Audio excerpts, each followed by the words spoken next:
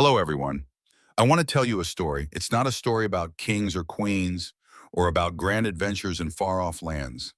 It's a quieter story, but in its own way, it's more epic than any of those. This is a story about how a family was built, not by chance, but by choice. This is the story of Clara and David Miller.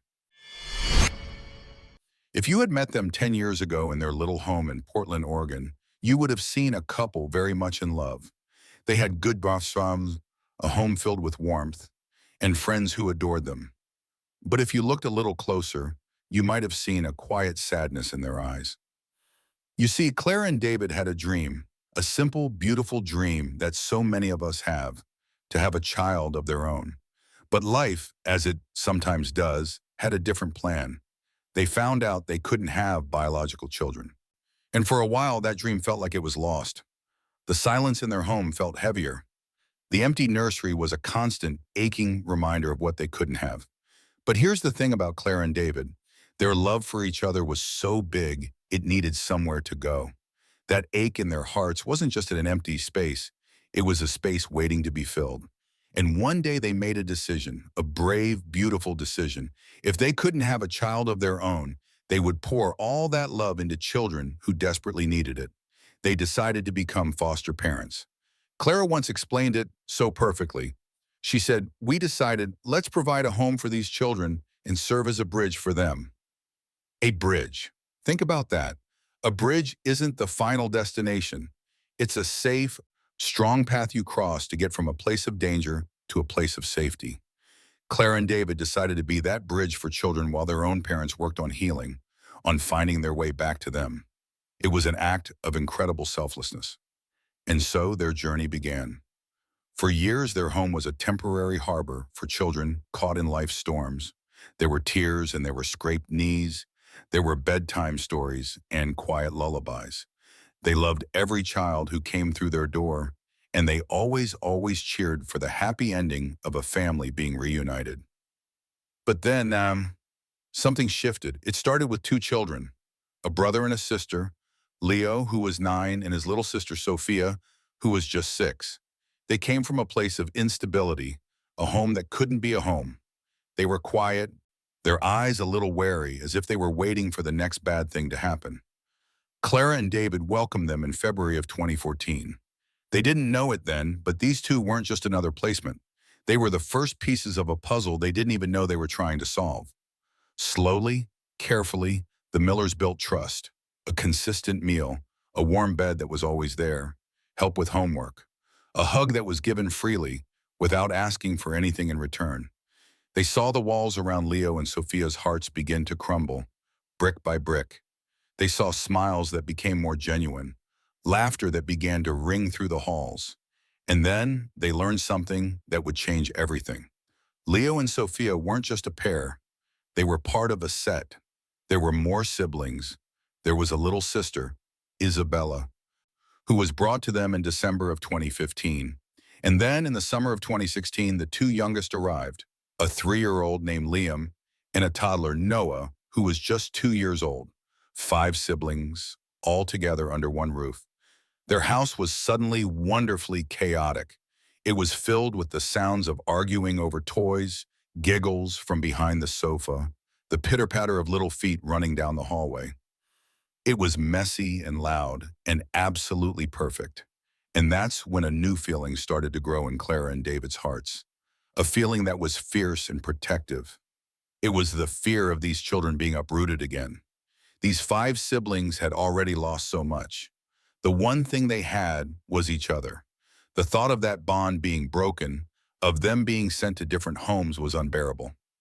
One evening, after tucking all the 5 children into bed, Clara and David made a promise to each other. It was a solemn vow spoken in the quiet of their kitchen.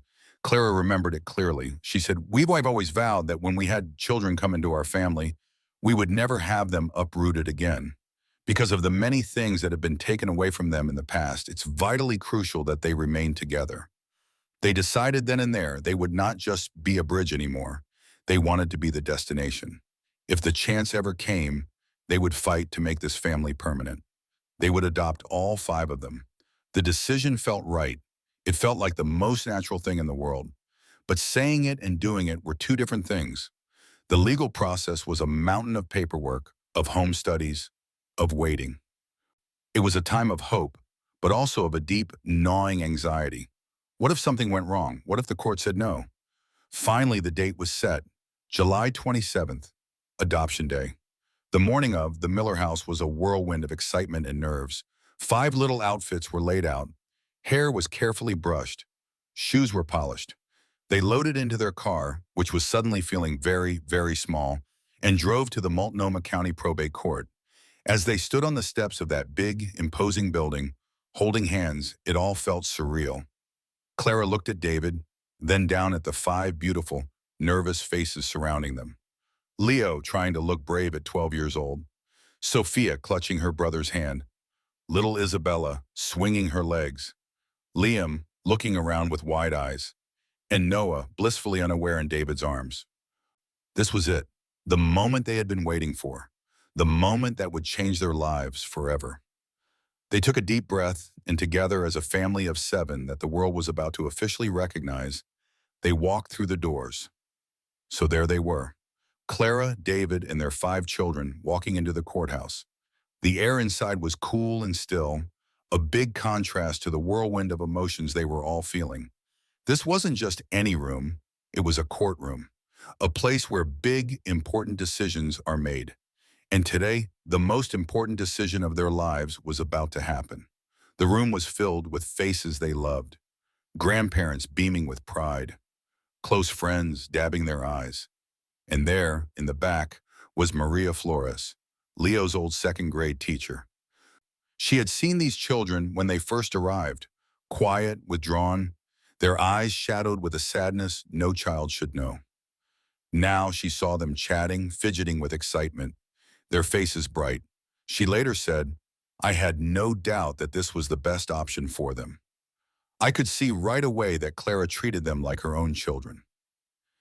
At the front of the room sat Judge Eleanor Vance. She wasn't a scary figure, but a woman with a kind, warm smile. She understood the weight of this day. She knew this wasn't just about signing papers. It was about changing destinies. The legal words were spoken, the formalities observed. But then Judge Vance did something special. She leaned forward, her eyes softening, and looked right at 3-year-old Liam. In a gentle voice, she asked him a simple question. "Liam," she said, "what do you think about your foster father, David?" The room went quiet. Everyone held their breath. What could a 3-year-old possibly say? Liam, small and earnest, didn't even hesitate. He looked right at David, the man who had read him bedtime stories, who had carried him on his shoulders, who had been there for every scraped knee and every goodnight kiss. And then, in his little voice, clear as a bell, he said, "I've never felt that he's my foster father. I only felt that he's my real father. I wouldn't choose a better one for us if it was up to me." There wasn't a dry eye in the room, not one. Clara felt the tears stream down her face. David had to swallow hard, his own eyes glistening. In that one pure, honest sentence, Liam had summed up everything. He wasn't accepting a new father. He was simply naming the one he already had. The gavel came down. It was official. The 5 siblings, Leo, Sophia, Isabella, Liam, and Noah, were now and forever the Millers. Later, Clara would try to describe the feeling. "It was amazing," she said, "but it was a relief more than anything else. I've always thought of them as my children. They've been holding out for this moment." The legal act was just a formality. It was the stamp on a love that had been written on their hearts for years. Their family was complete. They bought a bigger house, they got a bigger car. Their lives were a beautiful, chaotic symphony of school runs, soccer games, and bedtime stories for 5. They were a living, breathing testament to a simple, powerful truth. Family isn't defined by blood. It's defined by love. But you know what's even more amazing? The Miller story isn't the only one. Across the country in Ohio, another beautiful family was being built from the very same stuff: love and a fierce determination to keep siblings together. This is the story of James Peterson. James was only 30 years old and he was single. He was also a former foster kid himself. He knew that world intimately, the uncertainty, the loneliness, And the worst part of all, being separated from the people you love most. When he was 12, he was split up from his own 8 brothers and sisters. That pain never really left him. So when he started fostering and 3 young boys came into his life, he did something extraordinary. He asked if they had any other siblings. He learned they had 2 sisters living in a different foster home. The 5 of them had been apart for 6 months. James knew he had to fix that. He fought to bring them all together. He still remembers the day he reunited them. They all sobbed the first time they saw each other after 6 months, James recalled, his voice thick with emotion. After that, I knew they should be together forever. In that moment, looking at those 5 children holding each other, he made a decision, just like the Millers had. He would adopt them all. He became a single father to 5 children, daughters Isabella and Michaela, and sons James, Giovanni, and Caleb. He describes the last year as crazy, but quickly adds, I wouldn't have it any other way. His voice fills with wonder when he says, it's really amazing to be able to watch them grow together. They're becoming closer now. They snooze in one another's rooms while watching movies together. They merely encourage me. Now, before I do anything, I consider them. Their life is now full of the stuff happy childhoods are made of. They got 2 dogs, they moved to a bigger house, they started a YouTube channel to document their adventures, and they love Halloween. Halloween is actually our favorite holiday, James laughs. Mariana forced me to pledge that we'll have a huge Halloween party every year on the anniversary of our adoption. But James is also wise beyond his years, and his joy is touched with a bittersweet understanding. To see them together really melts my heart, he says quietly. However, it also causes me to consider how much their biological parents are missing. He keeps the door open for a relationship, but only if it's safe and healthy for his children. His first priority, always, is them. His hopes for the future are simple and beautiful. A trip to Disney World, a big Thanksgiving dinner at their new home, a lifetime of making memories. 2 different families, one in Portland, one in Ohio. One a couple, one a single father. But their stories are woven from the same thread of incredible, selfless love. They looked at children who had been through more than any child should, and they said, you are ours, your past is part of you, but it does not define your future. Your future is with us. James has a message for anyone watching this, for anyone who has ever felt a pull on their heart to do something like this.